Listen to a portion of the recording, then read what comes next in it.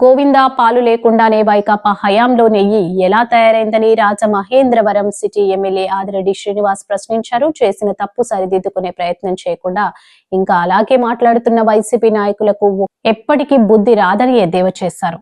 YCP ప్రభుత్వ హయాంలో తిరుమల లడ్డూ తయారీలో కల్తీ జరిగినట్లు సిట్ నివేదికతో వైకాపా నాయకులు చేసిన కుంభకోణం బట్టబయలైన నేపథ్యంలో ఎమ్మెల్యే ఆదిరెడ్డి శ్రీనివాస్ కూటమి నాయకులతో కలిసి ఆర్యాపురం సత్యనారాయణ స్వామి ఆలయానికి ర్యాలీగా చేరుకుని ఆలయాన్ని శుద్ధి చేసి పూజలు నిర్వహించారు.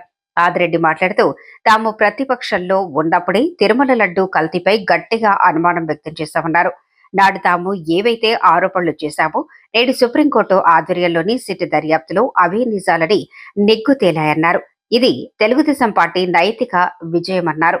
కోట్లాది భక్తులు పవిత్రంగా భావించే లడ్డూలను తయారు చేశారని సిట్ ఛార్జ్ షీట్ ద్వారా బట్టబయలైందని పేర్కొన్నారు. వైకాపా నేతలు దీనికి ఏం సమాధానం చెప్తారని ప్రశ్నించారు.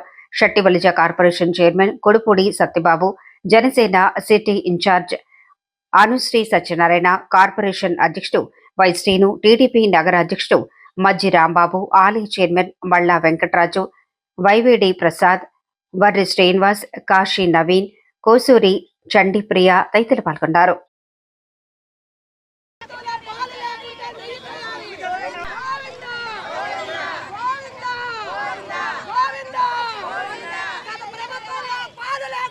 వైసీపీ వాళ్ళు కోర్టు వారిని అడుగుతారు, మా అకౌంట్లో ఏమీ కూడా మీరు దర్యాప్తు చేయకూడదని అడుగుతారు.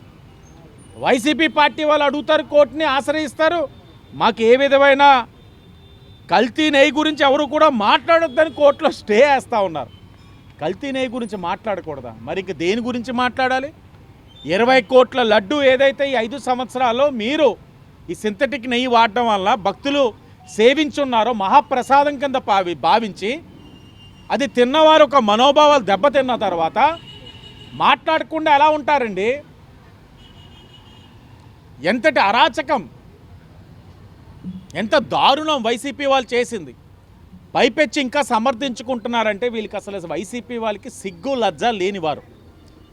స్వామివారితో చెలగాటం ఆడారంటే వీళ్ళు అసలు మనుషులే కాదు, మూల్యం చెల్లించుకున్నారు. ఎప్పటికైనా వైసీపీ వాళ్ళని కోరుతా ఉన్నాం, తప్పుకి కారణమైన వారు దేవుడితోటి చెలగాటాలొద్దు. ఇప్పటికే మీ నాయకుడికి బుద్ధి వచ్చేటట్లు ప్రజలు తీర్పిచ్చారు, దేవుడు ఆగ్రహాన్ని చూశాడు, ఇంకా ఉపేక్షించరు. ఈరోజు ఈ వాస్తవాలు తెలిసిన తర్వాత మాకు కూడా చాలా బాధగా ఉంది.